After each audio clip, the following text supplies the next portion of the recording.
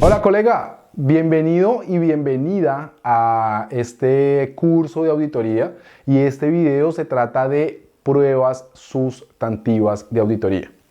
Este video es muy relevante e incluso es donde hay muchas dudas o incluso mucho tráfico como de información, porque las pruebas sustantivas realmente son bastantes y suficientes, que si bien hay unas que ya están predefinidas a nivel estándar y son como un clásico en la auditoría de los estados financieros, eso no significa que tú como auditor tengas la creatividad o puedes tener la creatividad suficiente y necesaria para diseñar tu prueba de auditoría lo más creativo posible para llegar a definir si realmente una cuenta está bien o está mal. ¿Sí? Acordémonos que las cuentas se auditan por aserciones, ¿no? Entonces hay una cuenta que tiene 5 aserciones, es decir, cada cuenta tiene 5 aserciones. Sí, en el estado de resultados, como vimos en videos anteriores, las aserciones son diferentes, pero cuenta y en el balance o en el estado de resultados siempre van a ser 5 aserciones. Y las pruebas deben estar dirigidas a probar esas 5 aserciones. Entonces, aquí en esta parte de las pruebas de auditoría, lo primero que debemos hacer o lo que se recomienda inicialmente hacer es ir a buscar el programa de auditoría que nos definió el senior en la etapa de diseño. Una vez tenemos ese programa de auditoría, ya tenemos súper claro qué es lo que tenemos que hacer. Generalmente lo que arrancamos haciendo es leyendo la política contable del cliente frente a esa cuenta en específico, ya sea de instrumentos financieros, de beneficios de empleados, de propiedad, planta de equipo, de efectivo, de equivalentes de efectivo, de joint ventures, bueno, en fin.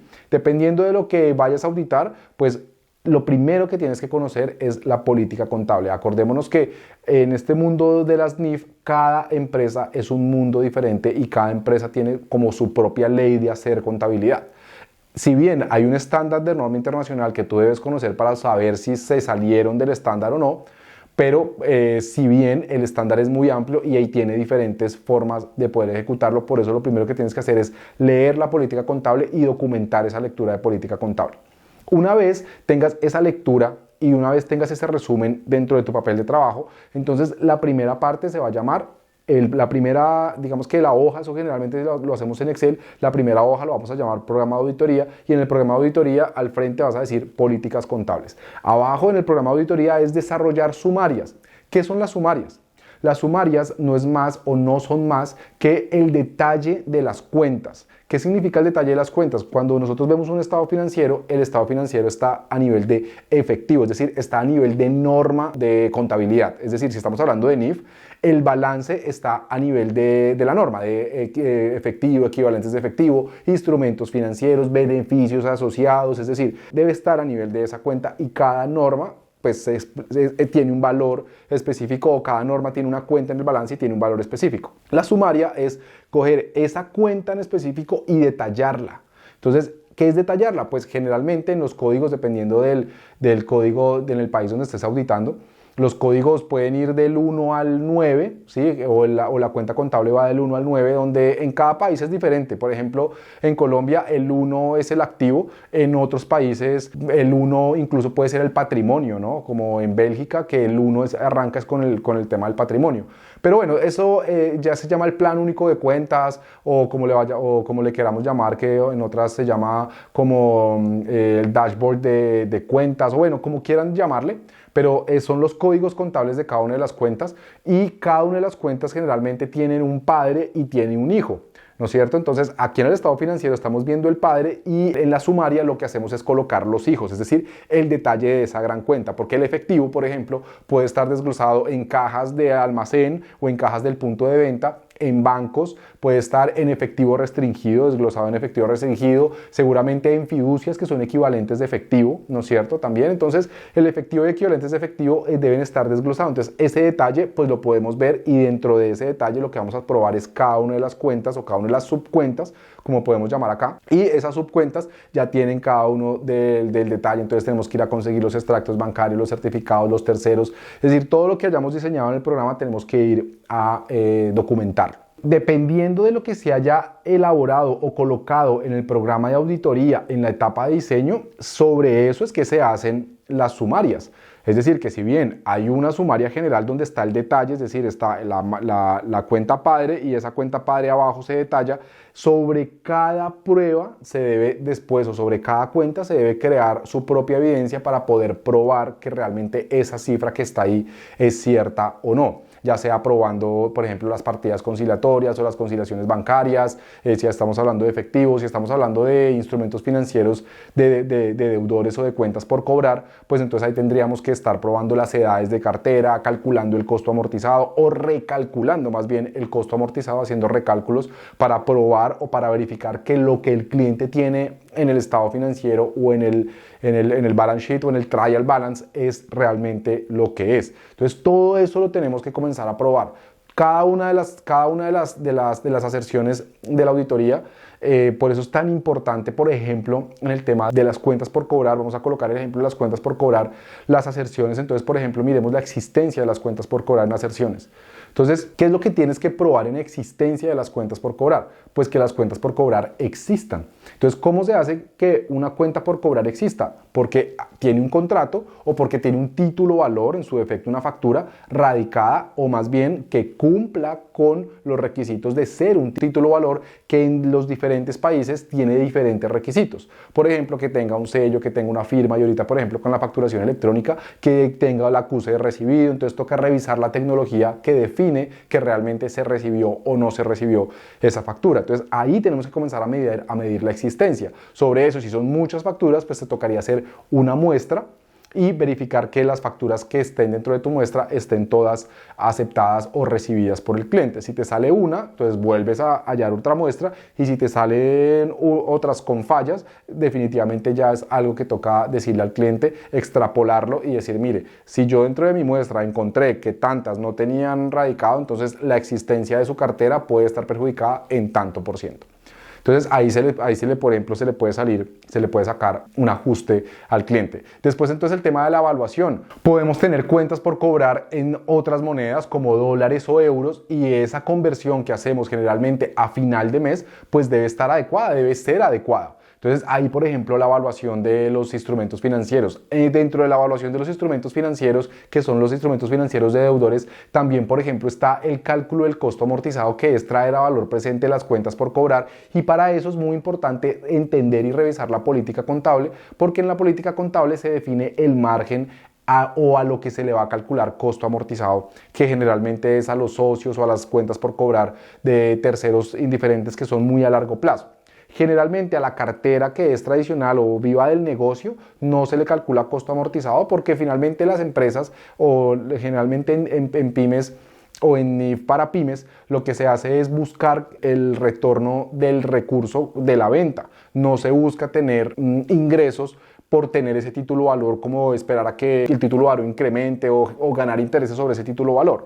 Entonces, como el interés no es ganar intereses sobre ese título valor, generalmente no se le calcula costo amortizado, a menos que realmente sí sea a largo plazo la factura o realmente tenga un tiempo de recaudo muy extendido que justifique calcular ese costo amortizado. Pero a lo que voy es que tienes que definir lo que representa la evaluación. ¿Qué me puede afectar a mí la evaluación de mi cuenta por cobrar? Entonces, esa es otra aserción. Está existencia, está evaluación.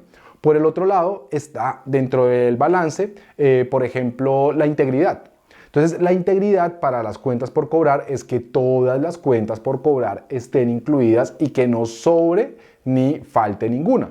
Entonces, dentro de la integridad, generalmente lo que hacemos dentro de la auditoría es probar recaudos posteriores, ¿sí? Que todo lo que se facturó se recaudó posterior, porque pues lo que no se ha recaudado es porque o es una factura inventada o porque realmente el cliente tiene problemas, y si el cliente tiene problemas para pagarle a mi cliente, pues yo tengo que también mirar si eso es un deterioro o le calculo costo amortizado o qué, ¿no? Entonces, que estén todas las facturas ahí incluidas. Que las conciliaciones de bancos, por ejemplo, estén completas. Entonces ahí también yo puedo probar la integridad, porque todos los pagos están incluidos. Entonces, si todos los pagos están incluidos, pues yo tengo una cartera limpia, y si tengo una cartera limpia, pues puedo considerar que es una cartera íntegra, completa, que tiene todas las entradas, todas las salidas y tiene un saldo definido claro.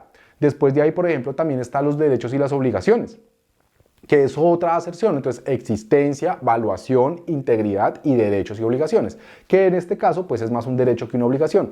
Entonces, en el activo vamos a hablar de derechos y en tema de derechos, por ejemplo, hay empresas que dentro de su cartera hacen factoring, entonces ya no tienen el derecho.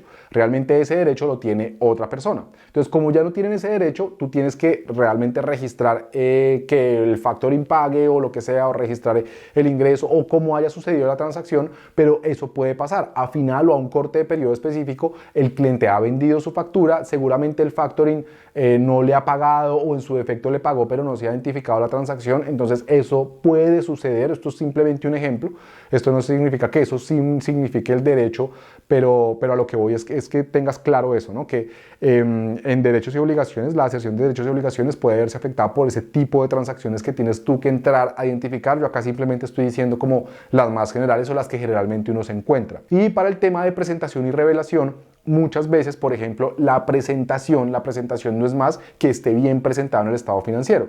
Entonces, ¿qué puede pasar en deudores o qué puede pasar en instrumentos financieros en el activo? Que, por ejemplo, ese deudor también tenga un pasivo o se tenga un pasivo con ese deudor. Entonces, ¿qué es mejor? ¿Presentarlo neto o presentarlo separado? Eso generalmente sale en la política contable y eso debe estar también anidado al cumplimiento de alguna normatividad, generalmente de las normas internacionales de información financiera, IFRS por sus siglas en inglés.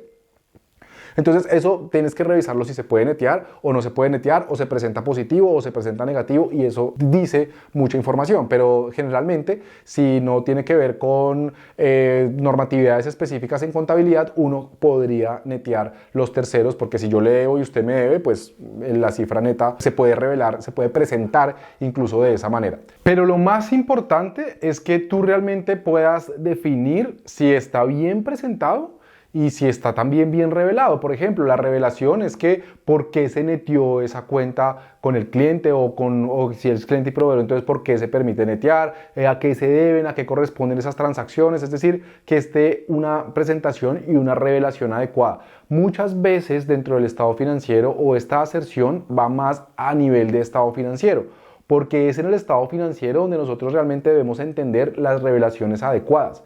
Tú como auditor, por ejemplo, cuenta por cuenta, debes hacer un inventario también de las revelaciones de cómo deben hacer o qué es lo que deben revelar y si hay algo relevante, valga la redundancia, para revelar. Porque es que a veces nosotros vemos unos estados financieros muy simples, pero por dentro tienen acuerdos joint ventures uno con el otro, tienen transacciones internacionales, o sea, el negocio es súper complejo o supremamente complejo. Pero uno en el estado financiero simplemente ve un detalle, una cuenta por cobrar y un tercero. Pero para uno poder entender la transacción no se entiende, toca revelarla, toca escribir la historia, toca escribir el cuento, porque recuerda que la información que nosotros emitimos no es para nosotros mismos, sino para los terceros. Y asimismo debemos exigirle al cliente que revele la información adecuada para que otras personas puedan entender el estado real de su negocio. Entonces, esto, digamos que hemos hecho el ejemplo simplemente con la cuenta por cobrar, con los instrumentos financieros, pero cuenta por cuenta pasa exactamente lo mismo. Es decir, coge aserción por aserción y comienza a probar cada una de las aserciones así a nivel de existencia, integridad, valuación, presentación, derechos y obligaciones, y para el estado de resultados, por ejemplo, en el ingreso, costos y gastos, pues valuación lo reemplazas por medición y existencia por ocurrencia. Entonces, así es que se hacen las pruebas de auditoría, se diseñan, y lo único que tienes que hacer es ir a la fuente, buscar el soporte. ¿Qué es lo que soporta esa cifra? Si yo tengo $1 millón en la cifra que tenga, ¿qué es lo que soporta esa cifra? ¿Cuál es la esencia de que soporte esa cifra? Y lo único lo que tienes que hacer es separarla por cada una de las aserciones, y ahí ya tendrías tus sumarias completas. Algo muy importante es el tema de la referenciación, que lo vamos a ver en el siguiente video. Chao, chao.